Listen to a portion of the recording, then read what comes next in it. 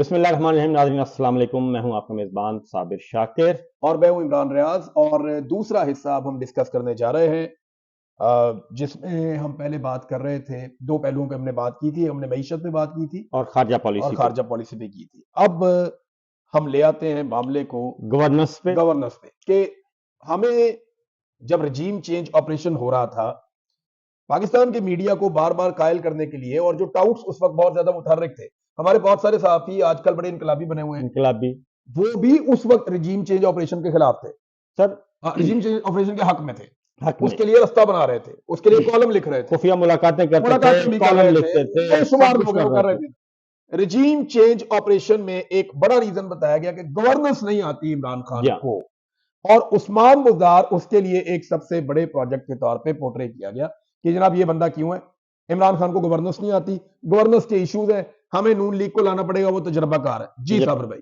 تجربہ کار تھا گورننس میں. جی انہوں نے وزیر داخلہ، سب سے پہلے بجٹ نہ دیکھ لیں، ایوان وزیر اعلیٰ، ہاں جی، ایوان صدر اور وزیر اعظم ہاؤس وزیر اعظم ہاؤس یا وزیر اعظم آفس، ان کا ڈیٹا آپ اٹھا لیں کہ عمران خان کے دور حکومت میں ان کا خرچہ کتنا تھا اور آج ان کا خرچہ کتنا ہے. زمین آسمان کا فرق. ٹریولنگ ایکسپینس بھی لے لیں، اب آپ وہ بھی لے لیں، غیر ملکی دورے لے لیں، یہی کہ کتنا خرچہ عمران خان کرتا تھا اور کتنا خرچہ یہ آج ہو رہا ہے، یہ پتہ کروا لینا. ہاں جی، ڈیٹا نکالیں. 4 گنا کا فرق پڑ گیا صابر بھائی. صرف ایک جہاز جو خریدا ہے 11 ارب روپے کا ملکہ عالیہ نے، صرف اس وہی کافی ہے، اور باقی اس پرائیویٹ اس جہاز پہ. اور اس کے علاوہ ہم اس طرف نہیں جاتے، لیکن تمام پرسنل وزٹ ان کے انتہائی پرسنل وزٹ وہ سرکاری وزٹ ہوتے ہیں. پرائیویٹ ایئر فورس کے جیٹ جاتے ہیں. عمران خان امریکہ کیسے گیا تھا؟ جی کمرشل فلائٹ. عمران عمران خان امریکہ میں جا کے رہا کہاں تھا؟ سعودی فلائٹ پہ گیا اور واپسی پہ وہ کمرشل فلائٹ پہ آیا. مجھے بتائیں کہ عمران خان امریکہ میں جا کر رہا کہاں پہ؟ وہ رہا ایمبیسیڈر کے گھر میں. اب دیکھیں آپ، یہ سرکاری رہائش گاہ کے اندر وہ رہ رہا ہے، وہ جی 5 سٹار ہوٹل میں نہیں رہا. حالانکہ شہباز شریف کے ساتھ جو بھی جائے گا، مریم نواز کے ساتھ جو بھی جائے گا، وہ تمام لوگ، چاہے ان کے بچے، ملازم، میک اپ آرٹسٹ، لٹرم پٹرم، جو کوئی ان کے ساتھ خدمت گزار یا باورچی بھی جائے گا، وہ سارے 5 سٹار ہوٹل میں رہتے ہیں. پورا فلور یہ بک کرتے ہیں، برا کرتے ہیں، دنیا بالکل. کے مہنگے ترین ہوٹلوں میں یہ رہتے ہیں. اور اپنا ہوٹل چھوڑ کر، کیونکہ اپنا ہوٹل اپنا تھا جو ہوٹل تھا روز ویلٹ چھوڑ کر یہ رہتے تھے. اور یہ صرف ایک جگہ نہیں بلکہ، اور پھر ساتھ لے کے جاتے تھے اپنے ہمارے دانشوروں کو بھی ساتھ لے کے جاتے تھے. بہت سارے دانشوروں کو. عمران خان کو سب سے بڑا تو ایک میڈیا کو یہ پرابلم تھا کہ عمران خان صحافیوں کو ساتھ لے کر ٹریول، وہ خود ٹریول نہیں کرتا تھا، وہ کہتا زیادہ تر ٹائم پاکستان میں رہتا تھا. وہ کہتا تھا خرچہ برداشت کرے گا ہر ٹی وی کا چینل، ٹی وی چینل برداشت کرے گا. آپ پیسے دے دیں، اپنا بندہ بھیج دیں، آپ بندہ بھیجیں اور کوریج کر لیں، ہم آپ کو فیسیلیٹیٹ کریں گے. وہ جو فارن آفس کرتا ہوتا ہے، ویزا پروسیس مل جائیں گے، باقی سارا مل جائے گا، وہ ہو جائے گا. اور یہ سب کچھ کرتا ہوتا تھا. گورننس میں ایک اور چیز تھی. عمران خان کے زمانے میں پہلے اعجاز شاہ تھے وزیر داخلہ، وہ ان کو پسند نہیں آئے. پھر انہوں نے وزارت داخلہ بھی تبدیل کروانے کی کوشش کی، اور پھر بمشکل شیخ رشید صاحب. تو شیخ رشید صاحب بھی ان کو پسند نہیں تھے. اس کے بارے میں باجوہ صاحب کہتے تھے کہ دیکھو انہیں شیخ رشید کے علاوہ انہوں کو ملیا ہی نہیں ہے. اور یہ روزانہ لسٹ بھیجتے تھے کہ جی اس کو لگا دیں، اس کو لگا دیں، اس کو لگا دیں. یہ اس وقت ان کا انٹرفیئرنس تھی. تو اب سب کچھ ان کے پاس ہے، اور فارم 47 بھی انہوں نے دے دیا، الیکشن چوری بھی کر لیا، ہر چیز ان کے پاس ہے. جوڈیشری بھی، پھر کہا گیا جوڈیشری رکاوٹ ہے، تمام جھوٹے مقدمات، سزائیں، سب کچھ کر دی آپ کے ساتھ، میرے ساتھ، باقیوں کے ساتھ، سب کچھ کر لیا. انہوں نے کہا جی جوڈیشری رکاوٹ ہے. 26ویں غیر آئینی ترمیم کر لی اور آدھی جوڈیشری اس میں فارغ کر دی. 27ویں غیر آئینی ترمیم کر کے آدھی جوڈیشری اس میں فارغ کر دی. اب جوڈیشری نہیں ہے، اب سرکاری ملازمین بیٹھے ہیں ادھر. بالکل حکومت کے ملازمین بیٹھے ہیں، وہ نون لیگ کو سرو کر رہے ہیں، کچھ پیپلز پارٹی کو سرو کر رہے ہیں، اور کچھ راولپنڈی کو سرو کر رہے ہیں، اور سارے مل کر راولپنڈی کو سرو کر رہے ہیں.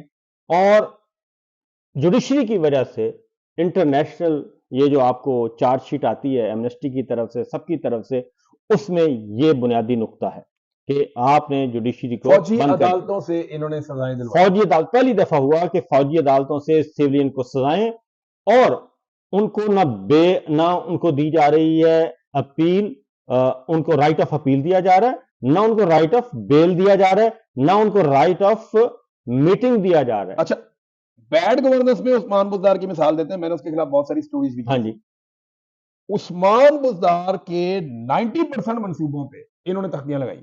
جی ہاں، مریم نواز نے آنے کے بعد، اب عثمان بزدار سے تو ہمارا تعلق نہیں ہے نا، بالکل مجھے تو وہ بدوائیں دیتا ہوگا جہاں پہ بھی ہوگا، لیکن میں یہ بات ایڈمٹ کرنے کے لیے تیار ہوں کہ مریم نواز نے جتنی تختیاں لگائی ہیں ان میں سے 90% تختیاں مریم نواز نے عثمان بزدار کے کیے ہوئے پروجیکٹس کے اوپر لگائی. اور ہر دفعہ کہا کہ یہ پہلی دفعہ ہو رہا ہے، ہر کام میں کہا کہ یہ پہلی دفعہ ہو پہلی رہا ہے، دفعہ. کیونکہ بزدار کو پاکستانی میڈیا ہیٹ کرتا تھا. انہیں بالکل لگتا تھا کہ یہ آدمی نہیں ہونا چاہیے. مجھے بھی ذاتی طور پہ لگتا ہوں، تھا کہ یار یہ اس سے بہتر آدمی ہونا چاہیے تھا.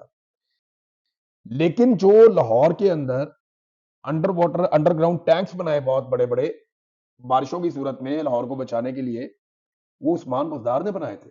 ہوں، اور یہ بات میں کہتے ہیں جناب ہم ان پہ کام کر رہے ہیں، وہ بنے ہوئے ہیں پہلے سے بے شمار. اور کام ہے، آپ کے جنوبی پنجاب میں بہت کام کروایا، آپ کے اپر پنجاب میں بہت کام کروایا، آپ کے سیکریٹریٹ ساؤتھ رنگ میں بہت کام کروایا، ساؤتھ پنجاب میں وہاں پہ سیکریٹریٹ قائم کر. سیکریٹریٹ، بے ہاں جی، شمار چیزیں عثمان بزدار نے اسپتالوں میں، اسکولوں میں. اور سب سے بڑا یہ کہتے ہیں نا گورننس کا صرف ایک ایسا پروجیکٹ ہے کہ ان کے سارے 40 سال کی حکومتیں ایک طرف کر دیں اور عمران خان کا ہیلتھ کارڈ ایک طرف کر دیں. ایک طرف 40 سال کی ان کی کارکردگی اور اس کا ایک ہیلتھ کارڈ ایک طرف. پھر بلین ٹری سونامی کا منصوبہ، بالکل جو عمران خان کا یہ منصوبہ تھا، اور پہلی مرتبہ پاکستان میں ڈیمو کے پروجیکٹ پہ دوبارہ کام شروع ہوتا ہے دوبارہ کام شروع ہوا. کہ بالکل بناؤ ڈیمو کو. ہاں جی، اور آپ کو پتا ہے پاکستان میں ڈیم کیوں نہیں بناتے؟ فوج مخالفت کیوں کرتی ہے؟ یہ نہ آپ کے صرف فوج مخالفت کرتی ہے بلکہ ڈیم بنانے کی مخالفت پاکستان کے تگڑے سیاستدان بھی کرتے ہیں. آپ کے پرائیویٹ بجلی گھر نہیں بننے دیتے. یہ آئی پی پیز، ہاں جی، آئی پی پیز یہ جو آئی پی پیز ہیں یہ سیاستدانوں کے بچوں کے ہیں. بچوں کے. یہ جو آئی پی پیز ہیں یہ فوج کے ذیلی اداروں کے ہیں. یہ جو آئی پی پیز ہیں ان میں بڑی بڑی کمیشن ہے سیاستدانوں کی. بہت سارے سیاستدانوں کے فرنٹ مین ہیں جن کے یہ آئی پی پیز ہیں. اور ان آئی پی پیز کے ساتھ یہ معاہدے کیے گئے ہیں کہ آپ بجلی بنائیں یا نہ بنائیں ہم آپ کو بل دیں گے ڈالرز میں. 1 یونٹ اگر یہ بجلی ہمیں دیتے ہیں تو ہم 3 یونٹ ان کو پیسے دیتے ہیں. اس کو کہتے ہیں کیپیسٹی پیمنٹ، اور فارن کرنسی میں دیں گے. اس کو کہتے ہیں کیپیسٹی پیمنٹ. جی، تو ہم ان کو پیسے دیتے رہتے ہیں جس کے بدلے میں تھوڑی سی یہ گرمائش پیدا ہو جائے گی. ہاں جی. تو یہ آئی پی پیز نے ہمیشہ کوشش کی پاکستان میں ڈیمز نہ بنے اور پاکستان سستی بجلی نہ بنا سکے. صرف ایک دریائے سوات، جی، دریائے سوات کی اکیلے کی کیپیسٹی 20,000 میگا واٹ کی ہے. اگر آپ جگہ جگہ اس کو پراپر طریقے سے یوٹیلائز کریں. یہ مجھے جنید اکبر صاحب نے بتایا تھا، ایک اسٹڈی آئی تھی جس کے اندر یہ ساری رپورٹ موجود تھی، انہوں نے پڑھائی بھی تھی. تو معاملہ یہ ہے کہ ڈیمز پہلی مرتبہ عمران خان کے دور میں بننا شروع ہوئے دوبارہ. پہلے بنتے تھے لیکن دوبارہ عمران خان نے یہ روک دیا تھا کافی عرصے سے، کیونکہ پیپلز پارٹی آئی تو راجہ رینٹل آیا، اس کے بعد شریف برادران آئے تو اس کے بعد آئی پی پیز کے عجیب و غریب قسم کے معاہدے. تو 10 سال یہ کام رک گیا تھا، 10 سے 12 سال یہ کام رک گیا تھا. عمران خان نے یہ کام دوبارہ شروع کیا، پرانی فائلیں نکالی، ان کو نکال کے چیک کیا، قیمتیں 4 گنا بڑھ گئی تھی. 3 واقعات ہوئے عمران خان صاحب کے زمانے میں. شوگر مل مالکان، شوگر مافیا، پہلی مرتبہ کسان کہتا ہے گنے کے پیسے مل رہے ہیں اور اس میں تحقیقات ہوئیں. بڑے بڑے نام آئے جو کہ 2 نمبر طریقے سے ریبیٹ حاصل کرتے تھے، ٹیکسوں میں چھوٹ لیتے تھے. اور اس میں شبر زیدی صاحب کہتے ہیں کہ جنرل باجوہ صاحب نے کہا کہ یہ کیا کر رہے ہیں آپ، یہ تو بڑے کاروباری لوگ ہیں، ٹھیک ہے نا. اس کے بعد انہوں نے کہا سمگلنگ روکیں. انہوں نے کہا باجوہ صاحب نے کہا یہ کیا کر رہے ہیں آپ، اگر یہ کام روک دیا افغان بارڈر، آخران بارڈر لگتی ہے نا، یہ سارا دیہڑی لگتی ہے. اس کے بعد شبر زیدی صاحب نے کہا کہ ہم نے ٹیکسیشن میں ریفارمز لانے کی کوشش کی. انہوں نے کہا یہ آپ کیا کر رہے ہیں، یہ تو آپ کاروبار یہ بند کریں سارا کچھ. شبر زیدی صاحب کو بھی فارغ کر دیا تھا. اس کے بعد ایک یہ شوگر مل مالکان، عمران خان شہریوں کے ساتھ کھڑے ہوئے، عوام کے ساتھ. اس کے بعد آتا ہے فلور مل، آٹا مالکان. اس وقت بھی یہ 1 سال انہوں نے یہ کوشش کی. اس کے بعد عمران خان کی گورنمنٹ کھڑی ہوئی شہریوں کے ساتھ، پبلک کے ساتھ، فلور مل مالکان کے ساتھ کھڑی نہیں ہوئی. تھرڈلی آتا ہے جی یہ آپ کے بجلی گھروں کا. IPPs को पहली मर्तबा टेबल पे लेकर आए, टेबल पर लेके ये कौन से तुम लोगों ने मुआहदे किए हुए हैं? और एग्रीमेंट हो गया था।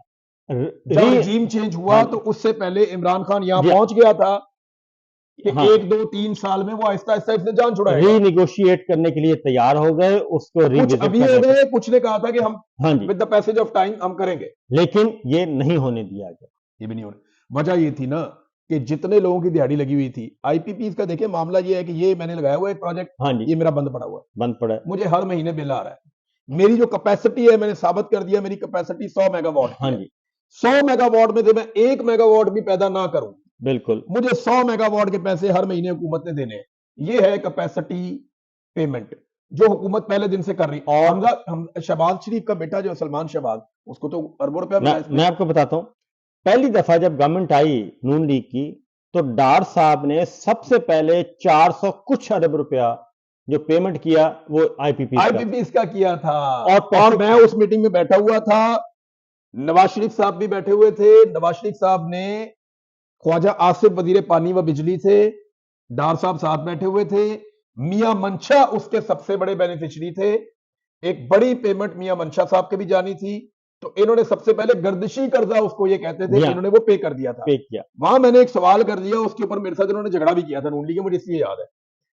इन्होंने कहा जी ये चोर आ गए, उचक्के आ गए, चोरी कर दी, लूट लिया, मार दिया। मैंने नवाज शरीफ को कहा कि आप प्राइम मिनिस्टर हैं पाकिस्तान के, आप ये बताएं कि आप नाम लेना कौन है चोर और उचक्का, जिसने यहां चोरी की है, डकैती मारी है, पाकिस्तान का माल खाया, उसके नामों की एक लिस्ट आप हमें दे दें ताकि हम टीवी पे छाप दें। अब प्राइम मिनिस्टर के लेवल पे ये कहना तो अच्छा नहीं लगता कि जनाब चोरी होगी, डकैती होगी। आप नाम बताएं हमें किसने की है चोरी और डकैती, हम दुनिया के सामने उसको नंगा करें। और दूसरी बात यह है कि आप उनको जेल में कब डालेंगे ये भी बताएं, क्योंकि अगर आपने उनको जेल में ना डाला ना, तो ये जो आपके साथ बैठे हुए ये भी कल को चोरी करेंगे। वो इस बात पे नाराज हो गए मेरे साथ। वो ऐसा ही करते थे, और वो उसके बाद फिर वो नहीं मुझे दोबारा मीटिंग में नहीं करते थे। तो ये आपके बिजली घरों का मामला है। इमरान खान के जितने भी कोविड पे है ना, कोविड पे 100 साल का एक बहुत बड़ा एक डिजास्टर, एक इतना बड़ा एक पूरी दुनिया के अंदर एक लहर आई और पूरी दुनिया मुतासिर हो गई। और फिर दुनिया ने जब कोविड खत्म हुआ तो उन्होंने कहा कि दुनिया में टॉप 3 कंट्रीज में पाकिस्तान शामिल है, जिसने दुनिया में सबसे अच्छा 200 मुल्कों में सबसे अच्छा परफॉर्म करने वाले जो टॉप के 3 मुल्क हैं, उनमें एक मुल्क पाकिस्तान है। और हाँ, आबादी के नुक्ता नजर से जहां बड़ी आबादी है और अच्छा कंट्रोल है, उसमें पाकिस्तान दुनिया में पहले नंबर पे था। और ये मैं आपको अब सीरियसली एक चीज बताता हूं, उन दिनों में क्योंकि हमारे राब्ते ये ISPR वगैरह से रहते थे, तो इनके लोग हमसे राब्ता करके कहते थे कि यार आप लोग अगर प्राइम मिनिस्टर को मिले तो आप उन्हें कहें कि पूरा मुल्क लॉकडाउन कर दें। हाँ जी, ये बात अपोजिशन भी कहती थी। पीपल्स पार्टी ने कराची के अंदर लोगों को रोल कर रख दिया था जब इन्होंने लॉकडाउन लगाया था।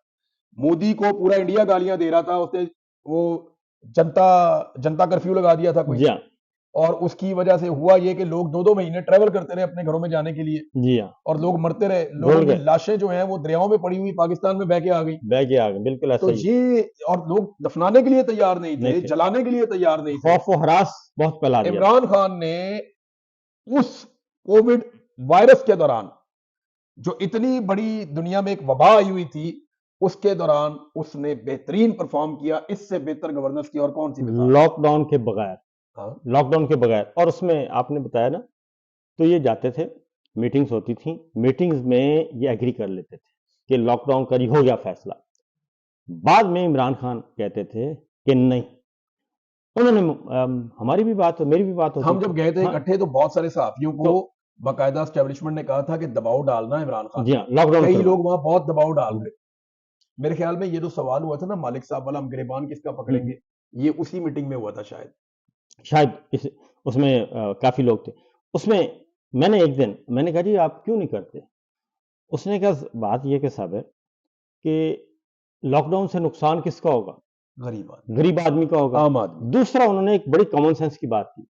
उन्होंने कहा कि हमारा जो, हम कौन सा ये पाकिस्तान के अवाम है जो मिनरल वाटर पीते हैं, हम नलकों का पानी पीते हैं, कमेटियों का पानी पीते हैं, और हमारे यहाँ इम्यूनिटी सिस्टम जरा स्ट्रांग है, तो अवाम को इतना ज्यादा स्मार्ट लॉकडाउन की टर्मिनोलॉजी वो लेकर आए। इसलिए उन्होंने कहा कि जहां जहां होगा उसको हम कर लेंगे, اگر میں نے کر لیا تو رکشا میرے لوگ بند، بھوکے مر جائیں گے، لوگ سارے مر گئے بیچارے، رکشے والے کو نقصان ہوگا، ریڈی والے کو غریب نقصان بھوکا ہوگا، مر غریب جائے آدمی بھوکا اچھا مر جائے گا۔ ایک چیز اور، عمران خان نے یہ جو سپورٹ کیا تھا، ایک فنڈ بنایا تھا جس کو وہ وہ چلا سب رہی سے تھی، پہلے پیسے دے دیے تھے جو خاتون چلا رہی تھی نشتر، ثانیہ ثانیہ نشتر نشتر، صاحبہ، اس کو پوری دنیا نے فالو کیا اس سب سے پروجیکٹ پہلے انہوں نے غریب آدمی کو وہ ریلیز کیا تھا۔ لوگوں کے بل جمع کروائے ہاں جی، تاریخ میں پہلی مرتبہ۔ جی ہاں، اچھا کووڈ سے یہ آدمی نکل گیا نبڑ کے، ہم، اور یہ کہتے ہیں جی اس کو گورننس نہیں آتی، تو اب تو ہو گیا اس کا جواب یہ کہ گورننس ان کو آتی تھی، قومی خزانے میں پیسے بھی زیادہ تھے، پاکستان 6% سے زیادہ پہ گرو بھی کر رہا تھا، 6.2،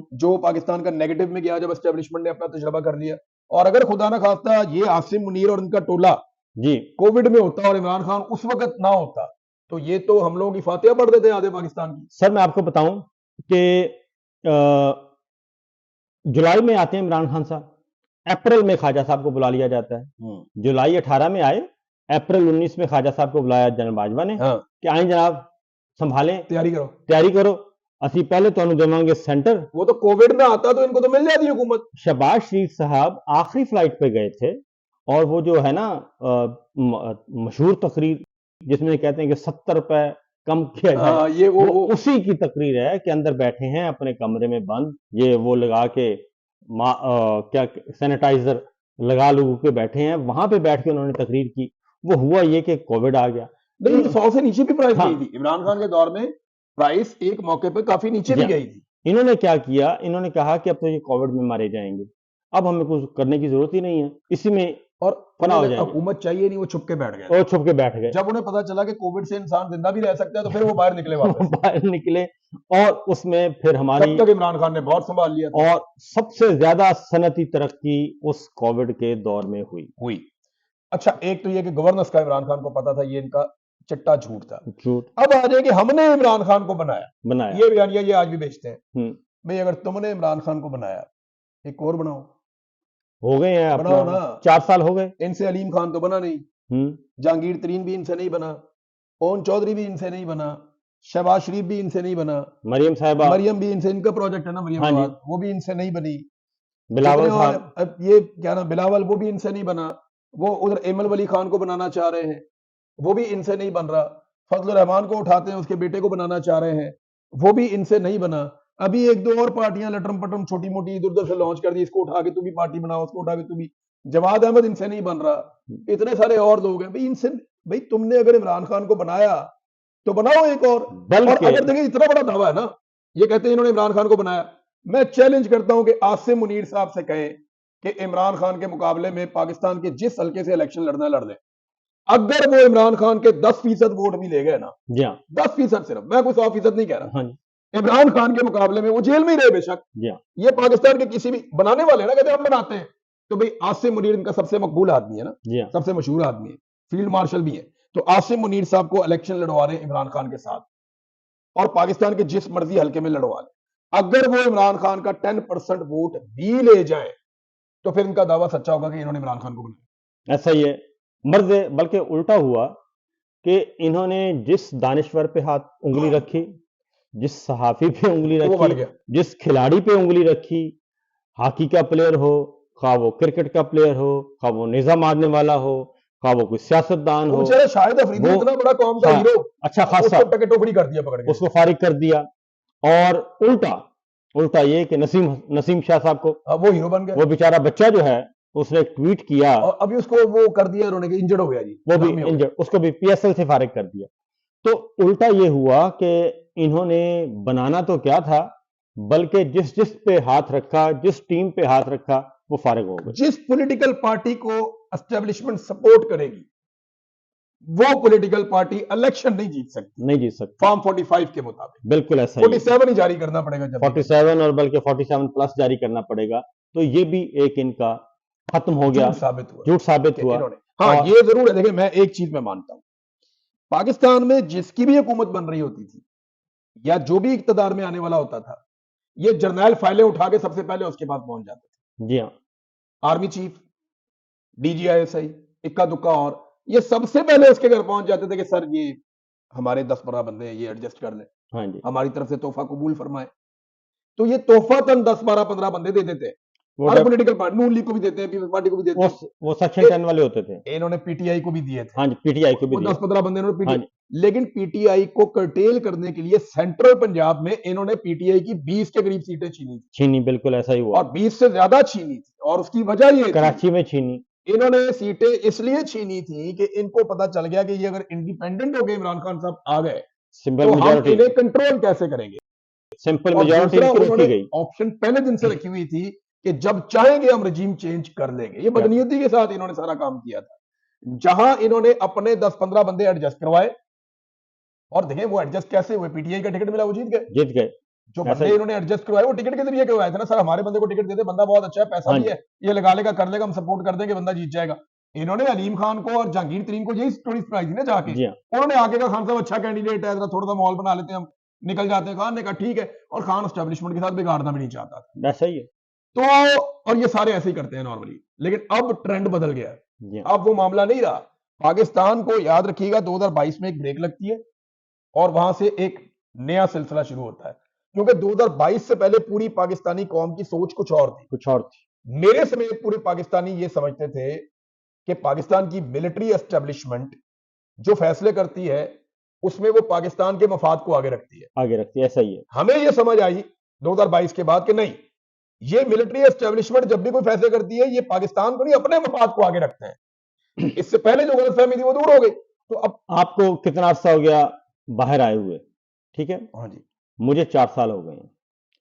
آپ حلفن, میں بھی حلفن کہہ سکتا ہوں, کوئی ایک بندہ آپ کو ملا جس نے یہ نہ بتایا ہو کہ ہمارے ساتھ سب سے زیادہ بڑا دھوکہ ملٹری لیڈرشپ نے کیا ہے. یہاں نا لوگ ملتے ہیں, وہ پتہ کیا کہتے ہیں صابر بھی, آپ کے سامنے ہی ملتے ہیں, آج بھی لوگ ملے تھے وہاں بازار میں ہم جا رہے تھے, تو لوگ یہ کہتے ہیں کہ ہم جناب اپنی فوج کے لیے نا لڑ پڑتے ہوتے تھے, ملٹری اسٹیبلشمنٹ کے لیے, اپنے جرنیلوں کے لیے. جی ہاں, یہاں پہ کوئی ہمیں کہتا تھا نا, کوئی بنگالی ملتا تھا, کوئی بات کرتا تھا, تو ہم اس کے گلے پڑ جاتے تھے.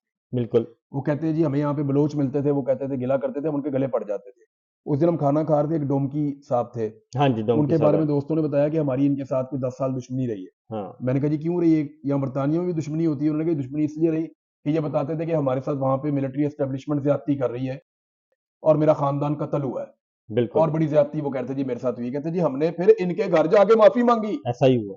جب ہماری آنکھیں کھلی 2022 میں, تو ہم نے ان کے گھر جا کے معافی مانگی, جی ہم معذرت چاہتے ہیں, ہم نے آپ کے ساتھ زیادتی کی, ہم نے غلط الفاظ بولے, آپ کا دل دکھایا.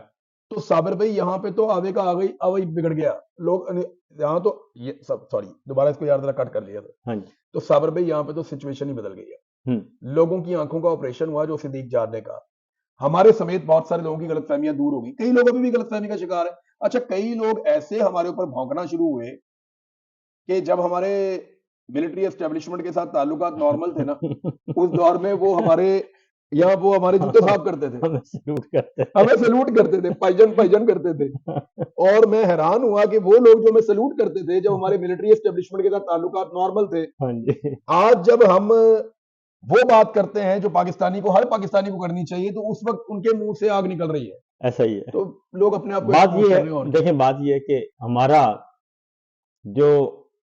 ہماری جو ان سے دوستی تھی اور ان کا احترام کا رشتہ تھا, پاکستان کے لیے احترام کا رشتہ تھا, وہ تھا پاکستان کے لیے, کہ پاکستان کو اچھا بنانا ہے, پاکستان کو کرپشن فری بنانا ہے, پاکستان کو گڈ گورننس دینی ہے, پاکستان کو آگے لے کے جانا ہے, اور پاکستان سے موروثی سیاست کا خاتمہ کرنا ہے. پاکستان کو یہ چند خاندان جو ہیں وہ لوٹ کر کھا گئے, تو ہماری سپورٹ کریں. دہشت گردی کے خلاف, دہشت گردی کے خلاف ان کو بارڈر کے اوپر جتنی ٹینشن ہوئی ان کو سپورٹ کیا بھائی, اب وہ ہمارے بھی کریں گے. دہشت گردی ہو یا بارڈر ہو, سر دیکھیں پاکستان کے ساتھ تو ہم تھے اور رہیں گے. لیکن یہ بات ہمیں سمجھ آ گئی کہ پولیٹیکل انٹرفیئرنس ان کی جتنی بھی ہے وہ ساری نیگیٹو ہے, اور یہ صرف اپنے مفاد کے لیے. اب یہ جتنا بھی کر لیں. اب آتے ہیں ذرا جی اگلی بات پہ, کیونکہ ہم نے بھی ان کو کہا تھا کہ معاملہ خراب کہاں پہ ہوا. ارشد شریف مرحوم شہید اور ہم کیا کہتے تھے, ہم کہتے تھے کہ آخری سال ہے الیکشن کا, آپ یہ پنگا مت لیں, الیکشن ہونے دیں, اور جو کام آپ کو امریکہ سے حکم آیا ہے, عمران خان نے کہا وہی کام میں نے کر دیا ہے, اسمبلیاں توڑ دی ہیں اور ہم الیکشن کی طرف جا رہے ہیں, تو میں ہٹ گیا ہوں, آپ الیکشن کروا لیں. اور جو آپ لیکن جنرل باجوہ کو گارنٹی وہاں سے تھی جی ہاں جنرل باجوہ کو اس بات کا شک تھا کہ عمران خان الیکشن جیت کر دوبارہ آ جائے گا، اور جنرل باجوہ فوج کے اندر بھی اپنے لوگوں پہ بھروسہ نہیں کر رہا نہیں تھا، کر رہا اسے لگ رہا تھا کہ کہیں پہ میں دھاندلی کرنا بھی چاہوں اور فوج کے اندر سے مزاحمت ہو جائے اور عمران خان دوبارہ پرائم منسٹر بن گیا تو میری تو چھٹی ہو جائے گی اس کے اور نیا جرنیل آ جائے گا.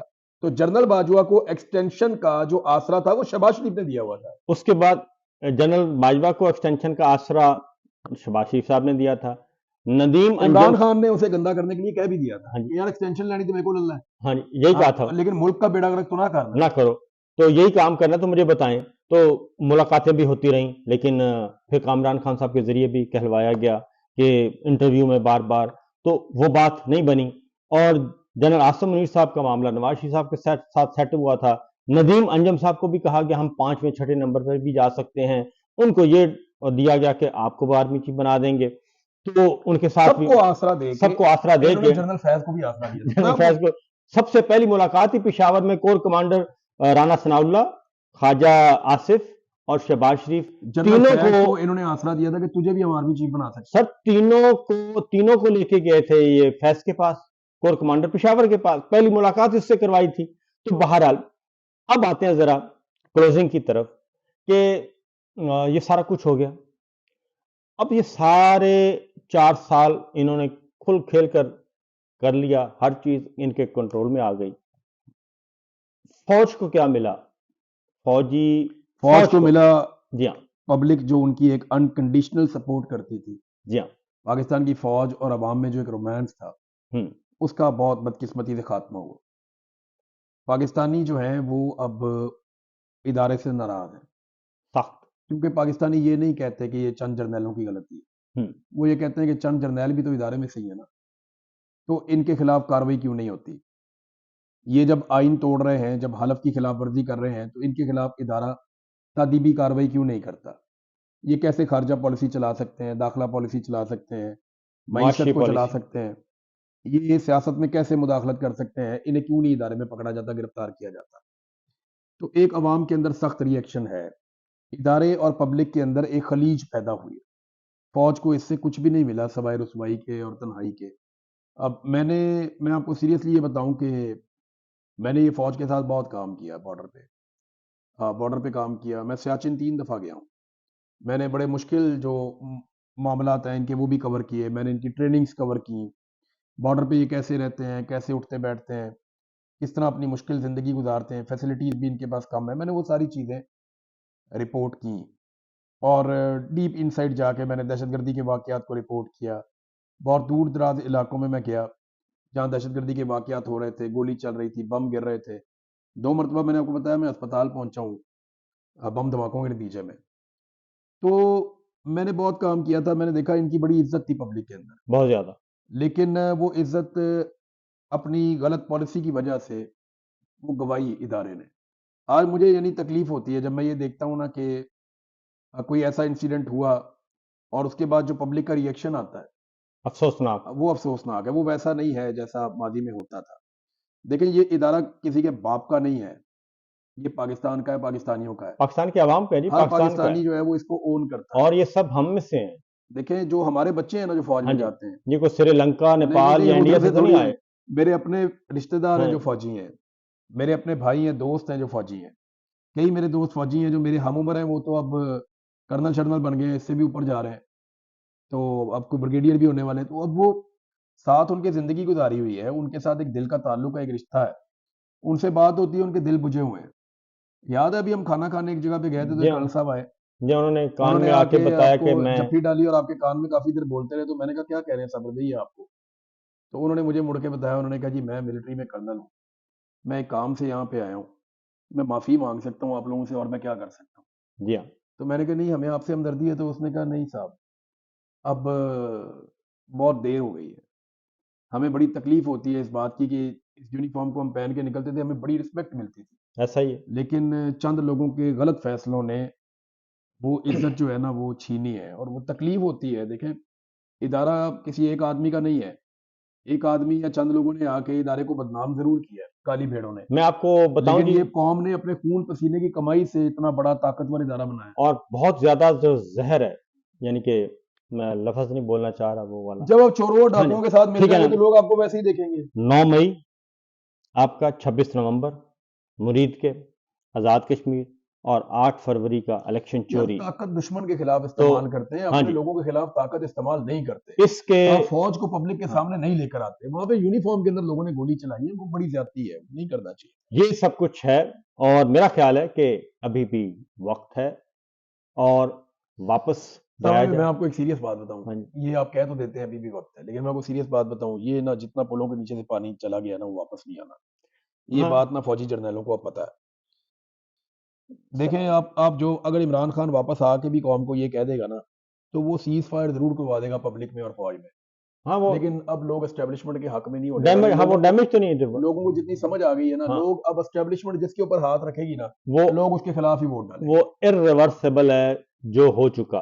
اب پرانے وہ جیسے ہے نا, انڈیا کو آپ نے اتنا پھینٹا لگایا, اس کا فائدہ آپ کا 2 مہینے سے زیادہ نہیں چلا. میں آپ کو بتا رہا ہوں آپ کو کہ جیسے ایران ہے نا, ایران نے کہا نا کہ اب دوبارہ پرانا سٹیٹس بحال نہیں ہو سکتا. ایران کا آرمی چیف کون ہے؟